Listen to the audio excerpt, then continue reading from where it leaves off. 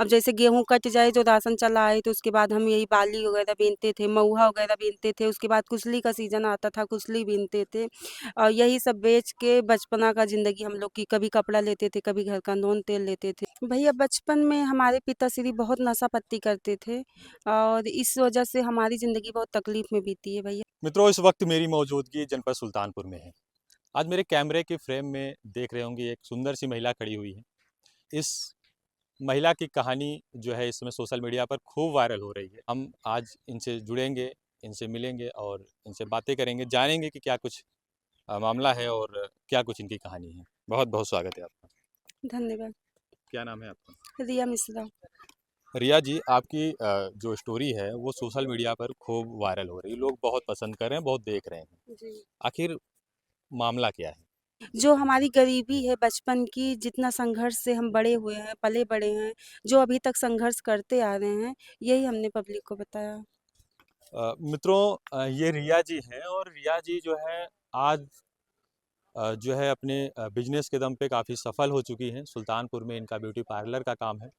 Social media भी चलाती हैं और बचपन में इन्होंने बहुत संघर्ष किया। बचपन से लेके अब तक इन्होंने बहुत सारा संघर्ष किया। इनकी संघर्ष की कहानी मुझे लगा कि इनसे मिल करके आप लोगों तक ज़रूर पहुंचानी है। तो आज हम पहुंचे हैं, ये पर्यावरण पार्क है सुल्तानपुर का और यहाँ पे हमारी मुलाकात जो है रिया जी से हुई है। तो रिया जी, आखिर ऐसा हुआ क्या? आप थोड़ा-सा बचपन की चीज़ें आप हमारे साथ शेयर करें। जी, भैया बचपन में हमारे पिताश्री बहुत नशा-पत्ती करते थे और इस वजह से हमारी ज़िंदगी बहुत तकलीफ़ में बीती है भैया। अपने घर की सबसे बड़ी बहन थे और हमारी 2 बहन हमसे छोटी हैं, भाई सबसे छोटा है। 3 भाई, 1 बहन है। और पिताश्री की वजह से हमारी ज़िंदगी इसलिए एकदम अच्छी क्या बहुत ही ख़राब गुज़रती है। और अभी तक भी पापा कभी-कभी नशा-पत्ती कर लेते हैं, अभी तक बहुत अच्छा नहीं है, ऐसा नहीं है कि अब हम बड़े हो गए हैं, तो हमारे पिताश्री के अंदर बहुत सुधार आ गया है। हाँ, कुछ थोड़ा बहुत फ़र्क ज़रूर पड़ा है। तो बात करें आपके पिताजी की, तो आप जो हैं बता रही हैं 3 बहन और 1 भाई थे। जी, तो आपके परिवार में आपके पिताजी थे, माताजी थी जी, और जो आपकी जो और बहनें हैं, जी। वो उनकी शादी-वादी हो चुकी है? अभी किसी की शादी नहीं हुई, हम सबसे बड़े हैं, बीच वाली बहन की शादी भी साल भर हुआ हुए है, अभी मेरी एक बहन छोटी है, उनकी शादी देखी जा रही है और मेरा भाई है। शादी हमारी हमारी भैया गरीबी की वजह से इंटर का पेपर ही दे रहे थे तब भी हो गई थी, छोटी उम्र तो पे। आपके भाई क्या करते हैं? मेरा भाई भी बहुत छोटा है, अभी पढ़ाई कर रहे हैं और घर का माहौल से वो भी बहुत अच्छे से नहीं जा पा रहे हैं जैसे हम सोचते हैं, बस पढ़ाई ही कर रहे हैं। उनके लिए भी बहुत टेंशन है क्योंकि अच्छे से वो भी पढ़ाई-लिखाई नहीं कर पा रहे हैं। तो बात करें आपके पिताजी की, तो आपके पिताजी जब इस तरीके से नशा-पत्ती करते थे, तो घर चलना भी बड़ा मुश्किल हो जाता था। बहुत तो कैसे मुश्किल। आप लोगों ने सर्वाइव किया और इतनी बड़ी हुई? थोड़ा-मोड़ा सपोर्ट नाना और बाबा का मिलता था। जब हमारी मम्मी नई-नई तब भी थी, तब भी वो खेती करती थी। मम्मी के साथ जितने हम कर पाते, हम भी उनके साथ जाते थे। जैसे गेहूँ का और गाय-वाय रख के दूध-वूध का यही सब काम करती थी। इसी सब से हमारा गुज़ारा होता था। अब जैसे गेहूँ कट जाए जो राशन चला आए तो उसके बाद हम यही बाली वगैरह बीनते थे, मऊहा वगैरह बीनते थे। उसके बाद कुसली का सीज़न आता था, कुसली बीनते थे और यही सब बेच के बचपना का ज़िंदगी हम लोग की कभी कपड़ा लेते थे, कभी घर का नून तेल लेते थे। मतलब 1-1 रुपए बचा के रखते थे कि घर में कोई दिक्कत ना हो और हम बड़े हैं, सामान ले आएँ, मम्मी को कोई तकलीफ़ ना उठाना पड़े। तो मित्रों, रिया जी की कहानी आप सुन रहे हैं। बड़ी दर्द भरी दास्तान है। ये गेहूँ के खेतों में जब गेहूँ की बालियाँ जो है किसान गेहूँ को काट के अपने घर ले जाते हैं, उसके बाद उसमें जो छूटी हुई बालियाँ होती हैं, जो किसान जो है उसको रिजेक्ट करके छोड़ देते हैं, उसको इन्होंने बिना उठाया और उससे जो है जो कुछ एकत्रित हुआ गेहूँ उसको बेच के इन्होंने अपना खर्चा चलाया है। इतना जो है संघर्ष के बाद जो है ये सब चीज़ें बात करें आपके पिताजी को नहीं दिखाई देती थी कि हम क्या कर रहे हैं, हमारे बच्चे क्या कर रहे हैं, हमारा परिवार कैसे चलेगा? अब हमारे पिताजी के पता नहीं हमारे नसीब में कोई दिक्कत थी कि पिताजी को अभी भी दिखाई नहीं देता है। मम्मी अभी ऐसे दिन भर काम करती रहती हैं, पापा लेटे बैठे रहते हैं, उनको अभी भी दिखाई नहीं देता है। पता नहीं हो सकता हम लोग का नसीब ही खराब हो तब उनका दिमाग घूम गया हो। अभी भी वो ऐसे ही स्थिति में रहते हैं वो। उसके बाद आपका शादी-विवाह हुआ, तो शादी-विवाह कैसे हो पाया? शादी-विवाह बहुत अच्छे से नहीं नॉर्मल तरीके से हुआ था। मौसी, नाना, मामा, थोड़ा-मोड़ा बड़े पापा और बाबा, उन्हीं सबके सपोर्ट से मेरी शादी हुई थी। और मेरी शादी में खेत वगैरह नहीं बिका था, बीच वाली बहन की शादी में थोड़ा-मोड़ा बेचना पड़ गया था। मित्रों आप देख सकते क्योंकि हैं। हमारे ससुर जी कुछ माँगे नहीं थे, कह रहे थे कि हमें आपकी लड़की पसंद है और आप मेरी मम्मी से कहिएगा आप खेत-बाड़ी मत बेचिएगा, हम नॉर्मल तरीके से शादी कर लेंगे। सिर्फ़ बारात की सेवा कर दीजिएगा बस। मित्रों देख सकते हैं रिया है। रिया का ससुराल तो जो है ससुराल पक्ष से दहेज की डिमांड नहीं हुई थी, लेकिन जो इनकी बहन है उनके शादी में आप समझ सकते हैं कि शादी में बिना दहेज के भी अगर आप शादी करते हैं तो कितना खर्चा होता है। उस खर्चे को पूरा करने के लिए इनके इनकी माँ ने इनका जो है खेत वो बेचा, उसके बाद वो इनकी बहन की शादी कर पाई। तो रिया जी जब आप ससुराल आती हैं, ससुराल का कैसा रवैया रहता है? ससुराल में हमें कोई कुछ कहा नहीं था, लेकिन ससुराल आने के बाद हमें खुद शर्मिंदगी महसूस हो रही थी, क्योंकि हमारी बड़ी भाभी मतलब हमारी जेठानी की शादी हुई थी, तो उनको अपने मायके से बहुत कुछ मिला था और हम एक नॉर्मल तरीके से आते थे, तो हमें खुद शर्मिंदगी बहुत महसूस होती थी कि हमें हमारा अच्छा बेड नहीं है, हमें सोफ़ा नहीं मिला, हमें फ्रिज नहीं मिला, हमें कूलर नहीं मिला। अभी तक धीरे-धीरे करके व्यवस्था कर पा रहे हैं और भाभी के पास सब कुछ था, तो थोड़ा हमें यहाँ बहुत शर्मिंदगी महसूस हो रही थी। तो बात करें आपके हस्बैंड की, तो जी। आपके हस्बैंड यहाँ जो है वो क्या करते थे? हमारे हस्बैंड लिमिटेड कंपनी में जॉब करते हैं, अच्छा खासा है, लेकिन तब वो मम्मी-पापा थे तो उनके सामने वो भी कुछ कर नहीं सकते थे। फिर लोग यही कहते कि अभी से मतलब शादी हुई नहीं कि घर-परिवार नहीं देख रहे, अपनी वाइफ़ का देख रहे हैं, इसीलिए उस समय वो कुछ नहीं किए थे हमारे लिए। तो कितना साल हो गया शादी किए, बच्चे कितने हैं आपके? एक बिटिया है मेरी 6 साल की, मेरी शादी 10 साल हो गई, इंटर में पढ़ते थे तब भी मेरी शादी हो गई थी। शादी होने के बाद हस्बैंड का सपोर्ट नहीं, लेकिन ससुर जी, पिताश्री का बहुत सपोर्ट था। सपोर्ट यही था कि उनको जैसे लगे कि हमें थोड़ी शर्मिंदगी महसूस हो रही है, हमारा अच्छा कपड़ा नहीं है, हमारे पास अच्छा कुछ नहीं है, तो पापा यही कहें कि मेरा नाम नहीं लेते थे, कहे कि "बिटिया आप परेशान ना रहो, हम आपके लिए सब कुछ ला देंगे, लेकिन आपको परेशान होने की ज़रूरत नहीं है।" और वो मम्मी जानती थी, घर में कोई नहीं जानता था कि पापा मेरे लिए सब कुछ लाएँगे, लेकिन 6 महीना बाद पापा को फ़ालिज लग गया था, इसलिए वो सही से कुछ नहीं कर पाए थे हमारे लिए। ससुराल आने के बाद बात करें तो आपको जो है पिता का प्यार तो नहीं मिला, लेकिन ससुराल में पिता के समान आपको ससुर ससुर मिला। जी का प्यार बहुत मिला था। ससुर जी हमारी बहुत केयर करते थे और उनको लगता था गरीब घर की बेटी हैं, हमारे घर में आई हैं तो इनको कोई कुछ कह ना पाए। कल को इनकी देवरानी-जेठानी हैं, हमारे ना रहने के बाद इनको कोई ताना ना मार पाए कि ये कुछ नहीं पाई हैं, गरीब घर की आई हैं, ऐसे हैं, वैसे हैं। इसीलिए वो हमारा सहयोग करना चाहते थे, लेकिन हमारा नसीब अच्छा नहीं था और कर नहीं पाए, क्योंकि उनकी तबीयत खराब हो गई, वो बिस्तर से उठ नहीं पाए, 6 महीने बाद ही। मित्रों आप देख सकते हैं कि कितनी संघर्ष भरी इनकी दास्तां है। जब ये मायके में थी, बचपन में इन्होंने बहुत सारी तकलीफ़ को झेला, उसके बाद जो है बड़ी हुई, पढ़ाई भी नहीं कर पाई, शादी होती है, शादी में ससुराल जाती है तो ससुराल में जो है एक लड़की का सपना होता है कि हमें अच्छा घर मिले, अच्छा पति मिले, अच्छा परिवार मिले। लेकिन वहाँ पे इन्हें तो जो है मायके में पिता का प्यार नहीं मिल पाया था, लेकिन ससुराल में जो है इनके ससुर जी पिता जैसा प्यार करते थे। लेकिन इनकी इनकी किस्मत रही खराब और ससुर जी जो है मुश्किल से 6 महीने में जो है वो भी स्वर्गवासी हो गए।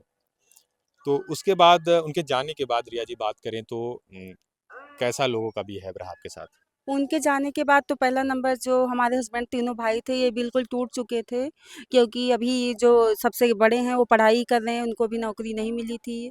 बीच वाले भैया भी पढ़ाई कर रहे थे, ये इनको छोटी उम्र पे इसलिए मिल गई थी, आईटीआई किए थे, तो इंटरव्यू दिए थे, वहीं से इनका लग गया था लिमिटेड कंपनी में। तो इसलिए ये लोग टूट चुके थे, तो हमें लगा कि अब ये लोग खुद ही परेशान हैं, तो हमें भी आगे बढ़ना चाहिए। तो ये लोग तो हमें इजाज़त नहीं दिए थे, लेकिन हम रो-गा के किसी तरीके इनसे मनाए थे, बस इनका छोटा-सा हाँ था और अपने खुद के मम्मी-पापा के सपोर्ट से हम पार्लर किए थे। मेरे मम्मी-पापा के पास भी पैसा नहीं था, लेकिन उस समय मेरे पापा को कोई फुसला लिया था। मेरी बहुत अच्छी ज़मीन ही 1 लाख में बेच दिए थे।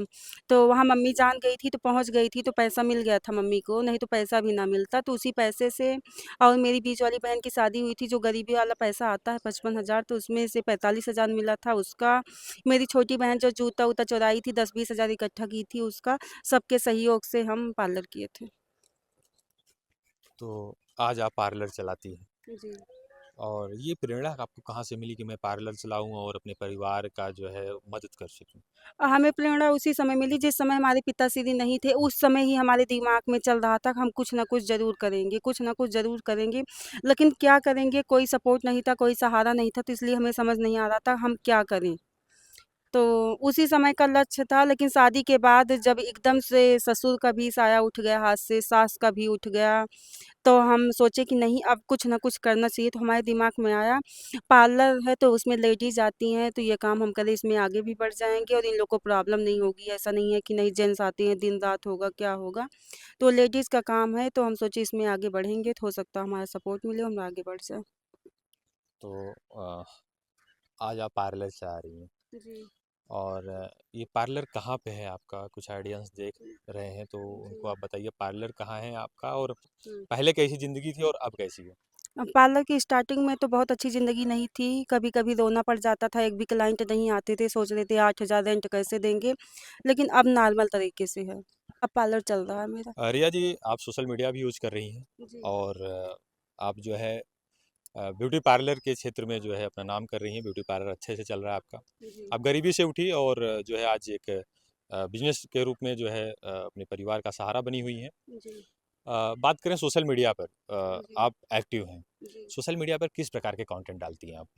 और हम संगीत भी बनाते हैं और पार्लर का वीडियो भी डालते हैं, थोड़ा-मोड़ा शॉर्ट और रील भी बनाते हैं। तो अब आप जो है सोशल मीडिया की दुनिया में भी तहलका मचाने वाली हैं। जी, ज़रूर, आप लोग का सहयोग मिलेगा तो ज़रूर मचाएँगे। तो जिस प्रकार के गाने आपको पसंद हों, जी। वो एक आध गाना सुना दीजिए। जी, एक प्यारा-सा भजन कृष्ण भगवान का सुनाना चाहते हैं आप लोग को, सुना रहे हैं। रोक दे और चलिए। ये भजन भगवान कृष्ण का उस समय है जब कृष्ण भगवान अपने राधा को छोड़कर मथुरा जा रहे थे, तो उस समय राधा रो रो के अपने कृष्ण भगवान से क्या अर्जी कर रही थी। तो आइए सुनाते हैं भजन के माध्यम से। तो आइए सुनिएगा। जा रहे हो तो जाओ, ब्रज छोड़ के सबका दिल तोड़ कर, प्रेम ब्रज सा कन्हैया नहीं पाओगे, नहीं पाओगे। जा रहे हो तो जाओ, ब्रज छोड़ के सबका दिल तोड़ के, प्रेम ब्रज सा कन्हैया नहीं पाओगे, नहीं पाओगे। ये लताएं कदम की, ये डालियां तेरे बचपन की साथी सांवरिया। ये लताएं कदम की, ये डालियां तेरे बचपन की साथी सांवरिया। जेकर ननदी खिलार जिया जा रहे हमार, दूसरा कोई का जाने। जेकर ननदी खिलार जिया जा रहे हमार, दूसर कोई का जाने। 4 बजे सासू भोरवे जगावे, 4 बजे सासू भोरवे तो जगावे। मित्रों आपने सुना ये रिया जी का भजन था जो कृष्ण जी को समर्पित था। जी। और रिया जी अपने चैनल का नाम बता दीजिए ऑडियंस को। जी, हमारे चैनल का नाम है रिया कुश भवनपुर और हम पार्लर चलाते हैं Sultanpur bus stop, tolu Molu beauty parlour. ये अगर कोई आपके पार्लर में आना चाहे तो जी। लोकेशन क्या रहेगी? 56 भोग के सामने राज मार्केट, बैंक ऑफ बड़ौदा के सामने ही मेरा पार्लर है, राज होटल में ही। क्या नाम से? Tolu Molu beauty parlour. मित्रों इनके पार्लर पर अगर आप कोई महिला देख रही हैं तो जी। अगर आपको रिक्वायर है तो इनके पार्लर पर अवश्य जाइएगा और जो है इनकी जो सर्विसेज हैं उसको लीजिएगा। और रही बात इनके गाने की, तो अगर आप को जो है इनका गाना पसंद आया तो आप इनके चैनल को भी विजिट कीजिएगा और जी। इनको भी जो है सपोर्ट कीजिएगा। और कुछ क्या कहना चाहती हैं ऑडियंस को? ऑडियंस को कहना चाहते हैं आप लोग भी हौसला बनाइए, आगे बढ़िए और हमारा भी सपोर्ट करिए और आप लोग भी खुद कुछ करिए, अपने पैर पे खड़ी रहिए, अपने मम्मी-पापा, अपने ससुराल का सहयोग करिए। मित्रों ये थी हमारे साथ रिया जी। रिया की आपने स्टोरी देखी। आपको इनकी स्टोरी देखकर कैसा लगा हमें अपनी राय कमेंट बॉक्स में ज़रूर दीजिएगा। मिलते हैं किसी अन्य वीडियो अन्य खबर में। देखते रहिए MG न्यूज़। नमस्कार।